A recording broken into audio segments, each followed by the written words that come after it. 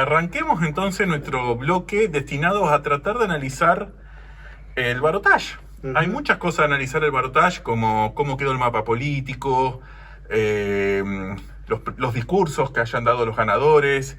Nosotros tratamos de hacer un primer análisis, unas reflexiones, porque ya que nos encontramos, sobre tratar de interpretar, bueno, por qué ganó el que ganó y por qué perdieron los que perdieron. Porque podemos decirlo en singular, ¿por qué perdió Massa? O ya esto es el fin de un proceso electoral que abarca un año. ¿Por qué perdieron? Hay varios en plural, ¿no? Claro, ¿cuáles fueron las razones para que el mileinismo llegue al poder, ¿no? Por un lado, ¿cuáles fueron sus virtudes, sus aciertos? Y por otro lado, ¿qué es lo que pasó para que el oficialismo pierda la elección, ¿no? Después de un contundente resultado electoral en el 2019 que vimos que tuvo su caída en el 2021, y esa caída se acentuó y marcó el cierre de esta experiencia política en el 2023. Y bueno, arranquemos. A ver, ¿con quién querés empezar? ¿Con Juntos por el Cambio? ¿Con Unión por la Patria? Yo quisiera, a mí me gustaría arrancar por Unión por la Patria. Ok. Para ver cuáles fueron las razones de la derrota del gobierno, ¿no? O sea, amén de lo que podemos hacer, porque ya la verdad que con el tiempo que pasó, del domingo a esta parte, ponernos a ver, hacer la disquisición provincia por provincia. Además, fue muy coherente. Creo matemáticas muy breves. Fue generalizado. No aumentó la participación. Recordemos que entre las PASO y las generales aumentó la participación, y el mayor beneficiado fue Unión por la Patria, pero ahora no aumentó mucho más la participación. De hecho, este es uno de los grandes cuestiones. 25% de los argentinos no fue a votar.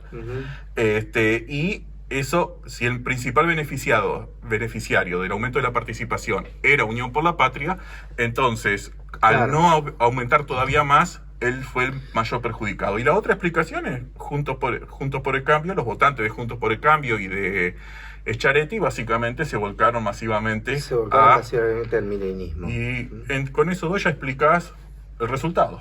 Y además fue un resultado en todo el país muy uniforme. Así que básicamente es eso lo que pasó, con muy pocas excepciones. Sí, a ver, lo que se esperaba de repente hacer una mejor elección en Córdoba y en Santa Fe para levantar los guarismos no sucedió. Pero además de eso, donde se pensaba empatar esa mala elección en Córdoba y Santa Fe, que era en Buenos Aires, la elección fue casi un empate, ¿no? Una diferencia de un punto, ¿no? Muy pequeña. Muy pequeña diferencia, donde uno esperaba que el oficialismo en Buenos Aires hiciera la diferencia que no iba a poder hacer en otros distritos, ¿no? Sí, hay quizá una primera lectura de esto es la excesiva confianza de Juntos por la Patria, del peronismo, en pensar que en el conurbano bonaerense se puede compensar debilidades en todo el resto del país. Y eso evidentemente contribuye mucho, pero no es suficiente. Sí. Y después hay razones más de índole, más allá de lo estrictamente electoral. Me da la impresión de que en el oficialismo, para entender esta derrota, hay razones que tienen que ver con la gestión de gobierno, ¿sí? Yo hice un pequeño ejercicio en estos días de ver cuáles eran las promesas de campaña del Frente de Todos en 2019, ¿no? Y uno se encontraba ahí en esos spots de campaña del 19, bueno, los argentinos vamos a poder volver a comer asado, ¿no? En otro aparecía el candidato a presidente, Fernández, diciendo, bueno, con un tablero que iba mostrando el avance de la deuda por segundo, y el tipo en un momento decía, yo voy a parar la deuda, ¿no? Y voy a hacer un acuerdo con el fondo que nos va a sacar de esto.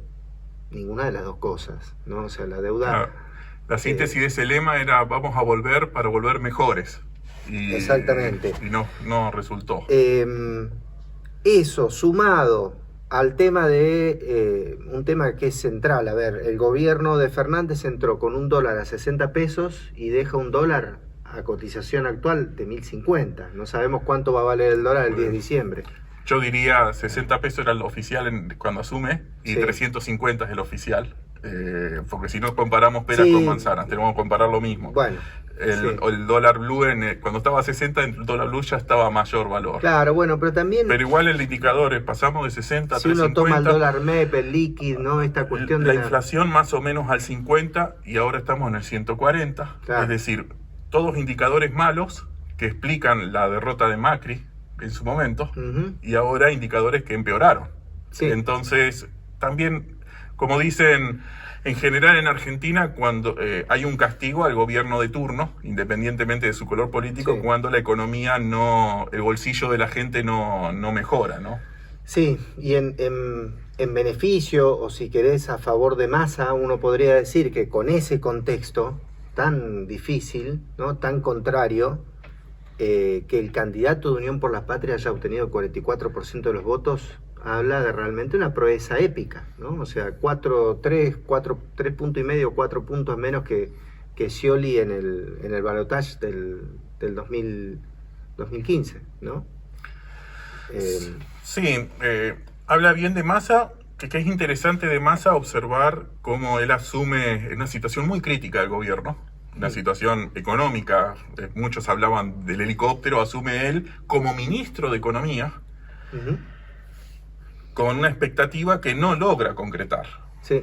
Aunque hay que compensar un poco, porque a pesar de la inflación, la verdad es que la tasa de desocupación está en los niveles más bajos desde la década del 70. Claro. El crecimiento económico más o menos se mantuvo bastante bien. No son los tasas chinas que tuvimos hace una década atrás, sí, pero ha habido crecimiento económico. Es decir, de hecho, el hecho de que la gente esté trabajando de alguna forma, la mayoría...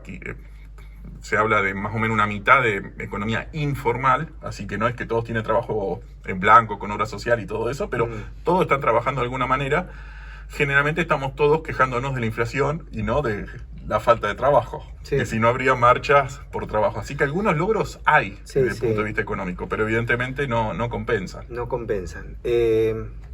Después, otros guarismos que se tienen en cuenta, ¿no? en los procesos electorales, en la historia política reciente del país, la cuestión del antiperonismo, ¿no? Si pesa o no pesa. Evidentemente, si Massa no pudo captar una mayor cantidad de votos de aquella gente que fue a votar en la general a Patricia Bullrich, evidentemente el piso de ese antiperonismo es muy alto. Esto es una forma de ver las cosas. Ahora, cuando decimos todo lo que decimos en materia económica, las dificultades que hay para tener, sobre todo, predictibilidad, ¿no? Saber, y sobre todo aquellos sectores de la población que no tienen ingresos formales o no están 100% formalizados, ¿no? Que les cuesta realmente proyectar el día a día, ¿no? Ya no el qué va a pasar dentro de 3 meses o a dónde voy a ir de vacaciones, sino cómo hago yo mañana para sustentarme. Yo diría que para mí, en mi modesta opinión, pesa mucho más eso que la cuestión del peronismo o antiperonismo, ¿no? Porque es la misma gente que en el 2019 votó masivamente a Fernández. 4 años más tarde, esa misma gente decide orientar su voto hacia una propuesta más, en principio podríamos decir, nueva, conservadora, ¿no? Conservadora por lo menos por las cosas que pretende llevar adelante, pero novedosa en cuanto a los fundamentos, ¿no? De lo que se quiere hacer. Tiene elementos creo que novedosos, pero una pregunta anterior, una cuestión que se discute mucho es si este país supuestamente dividido por una grieta, necesitaba liderazgos de moderados, liderazgo de centro, o si en realidad eso no es una respuesta a la problemática argentina, o al final eso no atrae a la población. ¿Cuál es la reflexión? ¿Qué es lo que terminamos viendo? Sí, ahí tenemos una biblioteca a favor y una en contra, ¿no? Yo estoy más del lado de pensar la política como o la construcción del poder en política como algo relacionado a los antagonismos, ¿no? Es decir, bueno, vos representás esto, ¿sí? Representás este es tu programa político, vas a ir a favor de todo esto, en contra de todo esto, y correrse hacia el centro para tratar de caerle bien a fulanito y menganito, no, porque mejor ponemos que es más, tiene un tonito más moderado, habla bajito, no hace enojar a nadie, entonces así la señora doña Rosa de clase media no se enoja y de pronto nos vota, pero la señora de clase media va y vota al antiperonismo. Entonces me parece que ahí, a ver, y por ahí no me quiero extender mucho, ¿no? Pero este corrimiento del centro, yo por lo menos lo vengo marcando como un error del oficialismo peronista hace mucho tiempo, ¿sí? Que arranca ya por el 2013 con Insaurralde, ¿no? Y tenemos que ir a Insaurralde porque Insaurralde representa a los sectores medios no tan radicalizados, ¿no? Bueno, se pierde con Massa en el 2013. En el 2015 el peronismo va con un candidato muy resistido hacia adentro, ¿no? Y con una seria... con serias dificultades de Cristina apoyando ese candidato, ¿no? Por las razones que sean. Bueno, en el 2017 aparece esta idea de la unidad ciudadana. Uno pensaba que había una suerte de, no sé si llamarlo horizontalidad, hablando de peronismo, ¿no? La horizontalidad no tiene mucho, pero sí la necesidad de buscar cuadros nuevos en otros actores. No duró mucho eso, y en el 2019, de vuelta, en vez de ir con un candidato más ubicado ideológicamente, si vos querés, o identificado, ¿no? Antagonista, identificado claramente con el kirchnerismo, se opta por una persona que había estado criticando al kirchnerismo durante 10 años, ¿sí? Sí, también creo que lo observamos por el lado, llamémoslo, de la derecha, porque, y esto es muy interesante lo que planteó Macri, el expresidente Macri, cuando dijo hay 3 ternas y vamos a tener que cortar con esto, tenemos el espacio, digamos, de derecha dividido en 3 sectores, sí. Larreta, el moderado, Bullrich, más a la derecha, y todavía más a la derecha, Milei. Y según la lectura de Macri, lo que observamos es que la gente eligió entre 3 opciones, entre moderado y extrema derecha, eligió y una centrada se fue cada vez más a la derecha, y nos corresponde a nosotros adaptarnos a eso y acompañar, apoyar a Milei. Esto es lo que dijo el expresidente, y es un análisis interesante porque en ambos lados se vio que la apuesta por el centro no funcionaron. Claro. Me parece. Es buena reflexión, totalmente, ¿no? Y yo creo que acá, bueno, lo nombraste a Macri, ¿no? Uno de los grandes beneficiarios de todo esto, que muchos decían, ¿qué está haciendo Macri?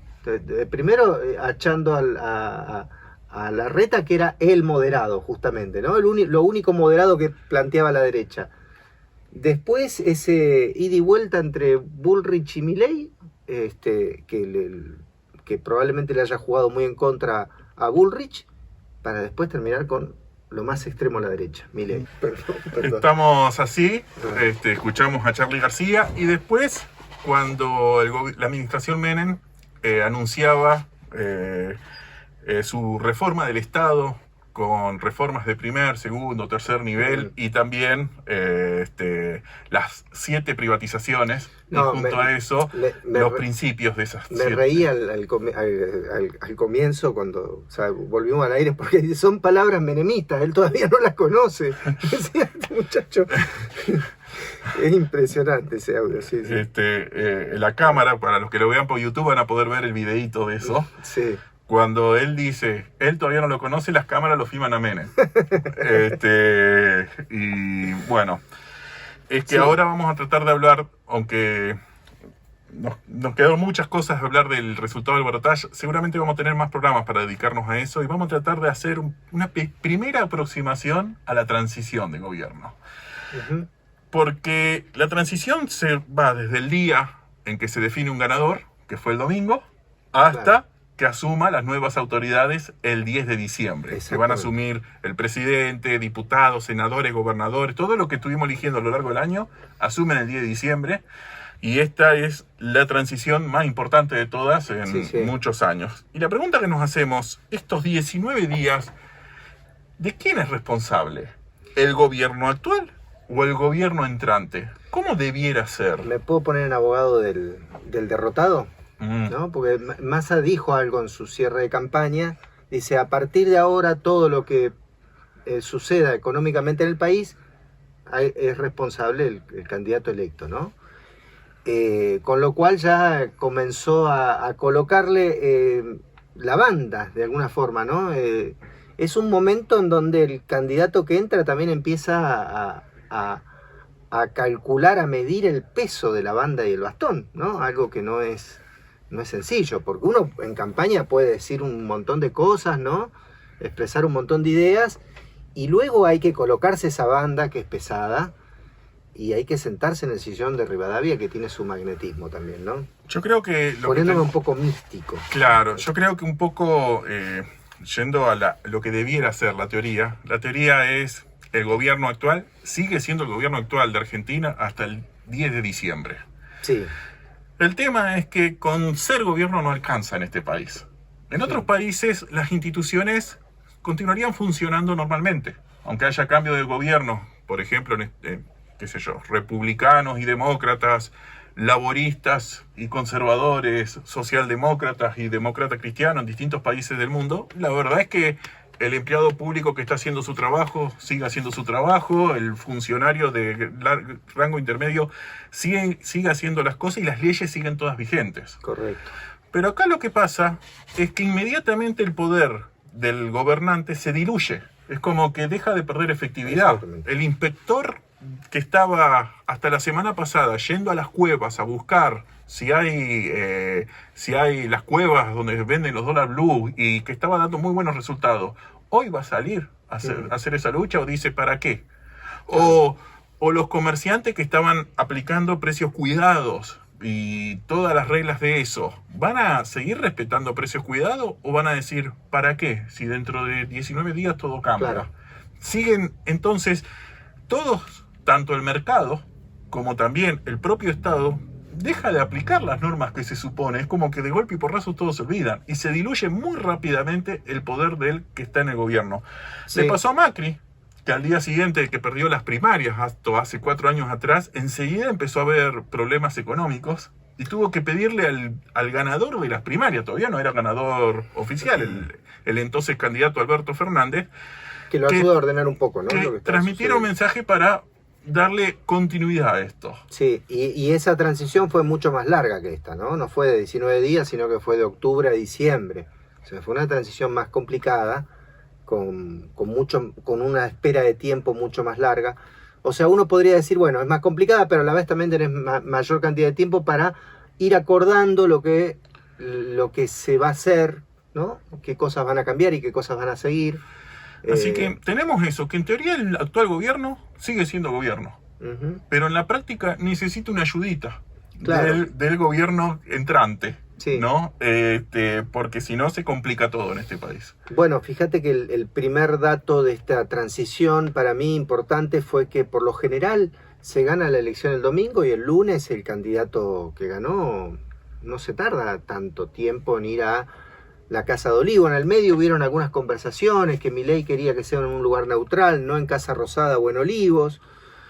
Eso me hizo acordar mucho a la transferencia del mando entre Cristina y Macri, ¿sí? Que Cristina sostenía que esa transferencia se tenía que hacer en el Congreso, como era tradicionalmente, y Macri insistía con que eso debía ser en la Casa Rosada, ¿no? Tuvieron meses discutiendo sobre eso. Claro. Lo cual nos llevó a Pinedo el Breve, ¿no? Que asumió la transición por unas horas, ¿no? Unas horas, sí. Fue correcto. Presidente durante 12 horas y al otro día Pinedo el Breve le entrega el mandato a... Volverá a pasar eso. Bueno, otra cuestión, porque se nos acaba el tiempo, sí, y un comentario breve que te lo comparto y me dirás qué pensás. Sí. El nuevo presidente, el presidente electo Milei, está empezando a formar gabinete. Sí. Y hay muchas cosas para hablar, estoy seguro que la semana que viene vamos a seguir hablando sobre eso, pero lo que me llama la atención es cómo toda la información se filtra a la prensa, en todos los medios transmitiendo todo tipo de rumores, de todo tipo. No hay capacidad de reserva. En políticas públicas, muchas veces, cuando un gobierno tiene que tomar decisiones, en general necesita un tiempo de procesar la información, decir vamos a hacer esto y después de eso que tome estado público, porque si no... Secretismo y anticipación, ¿no? O sea, si no, se ve amenazada la gobernabilidad. Y acá ya en la misma formación de gobierno empezamos a observar mucho ruido que trasciende toda la prensa. ¿Eso será una norma de este gobierno? ¿Un gobierno abierto, podríamos llamarlo? Yo creo que en principio yo diría que es un gobierno de coalición, ¿sí? Y lo que se está discutiendo hoy, o por lo menos creo que el mileinismo lo que le discute al macrismo es, bueno, si ustedes nos apoyaron, ustedes se sumaron a esto, les agradecemos mucho, y del otro lado le dice, sí, pero pará, o sea, nos sumamos, te apoyamos, pero además eso no fue un apoyo tácito, algo que dijimos, bueno, vamos a decir que apoyamos, sino que pusieron estructura, ¿no? Pusieron estructura, pusieron a jugar todo un aparato, como se dice. Se ha destacado, por ejemplo, el papel de Ritondo en el tema de la fiscalización en Provincia de Buenos Aires, ¿no? Casi gana en Provincia de Buenos Aires el mileinismo. Entonces, por ahí viene, me parece, mucho de la atención de qué nombre, qué nombre sí, qué nombre no. Y un último datito, pues estamos ahí sobre la hora. Estamos hablando de un candidato que se formó en estudios de televisión, ¿sí? Que se construyó en estudios de televisión. No nos debe extrañar que lo que vaya decidiendo, lo que vaya avanzando, también se empiece a resolver en estudios de televisión, ¿sí? De hecho, ayer escuchaba en un programa periodístico, no me acuerdo cuál, si no lo citaría correctamente, que aparentemente Fantino le habría recomendado a Cunio Libarona, ¿sí? Que Milei conoce a Cunio Libarona de estos paneles que se arman en la televisión, y bueno, parece que fue el puente entre ellos dos, que es uno de los posibles candidatos a ministro de Justicia, peleando con Garabano, ¿no? O sea, pero bueno. Parece que hay varios funcionarios que pueden salir de la comunicación. Bueno, vamos a la música. Yo no daría por sentado ningún nombre todavía. Yo tampoco. Sí. Hasta el 10 de diciembre no sabemos realmente los nombres.